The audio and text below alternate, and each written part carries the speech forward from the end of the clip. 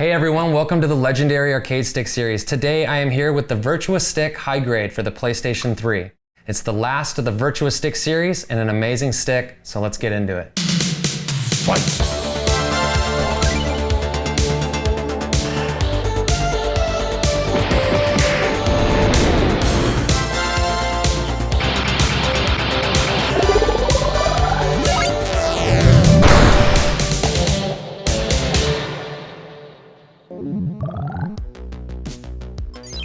Alright, so the Virtua Stick High Grade for the PlayStation 3. This thing is so badass. It was made by Sega, and this thing really is the definition of solid construction. I mean, there's no flex, there's no give in this thing, and when you're holding it, it just feels expensive. The body is made of very sturdy plastic, and it includes a really nice heavy metal top plate. The matte finish on this thing is also just top notch, especially over the top plate where I found that art is very durable. This thing came stock with Sanwa buttons and a Sanwa JLF stick. So there really isn't a need to replace the parts unless of course they're faulty or you prefer another color or brand. You can see there's a little incline here, a nice rounded edge where you would rest your palm. It's really nice for 6-button lovers such as myself. The button layout is basically a Sega one-player layout. I will say though that the spacing between the stick and the start of the button seems to be a little tighter than most Sega one-player layouts. Your extra buttons, which are placed on the top, which I think looks awesome being yellow. You got your home button, you got your select button, you got your start button here. And when you get it stock, it's actually mapped for your L2 and your R2 up here. And this is actually your L1 and your R1. Even if you're not gonna mod this to a new PCB or anything, I would probably suggest rewiring this to the standard layout and actually make this your L1 and your L2. In terms of modding capabilities, I would say it's pretty good. In terms of installing a new PCB, it's absolutely possible, but I will say it's kind of deceiving how much room is in this guy. There's really not that much. So let's open this thing up and check it out. Okay, so the Virtua Stick High Grade on the inside. As you can see, they mounted an additional metal plate here to the bottom of the plastic, which really serves no other purpose than to give the stick weight. Now, if you take this off, it does not give you access to the other side of the stick. It is just a solid layer of plastic underneath. So here you have access to the daughter board, which controls the extra yellow buttons on the top side. It does have a wire harness attached to it, so if you wanted to, you could just clip those, extend them, and rewire them to your new PCB, or you could just swap the inputs if you wanted that L2 and R2 mapped to those top side extra buttons instead.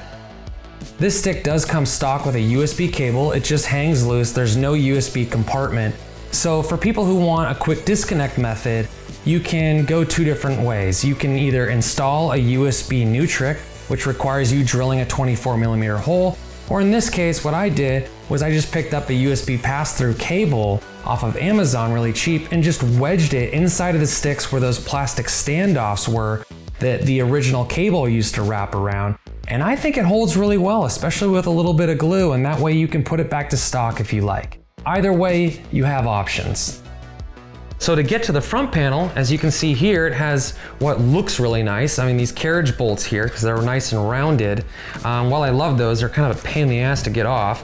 But basically, you are gonna have to take them out from the back side here. All right, now that you have all your carriage bolts out, you can take off your top plate.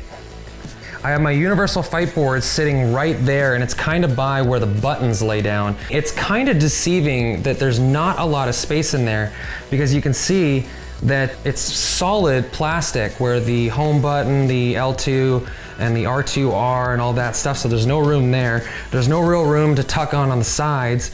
There's not really any room over there by the joystick, maybe on the far edge, but as you can see, there's even like a little bit of a groove cut out where the bottom of the joystick shaft can move around. But you can do it. I mean, obviously the universal fight board fits there, and I even have the 20-pin wiring harness there sticking up, so you absolutely can do it. And then as you can see, I have the inputs for these top buttons running out through this hole and then to that daughter board I showed you on the other side.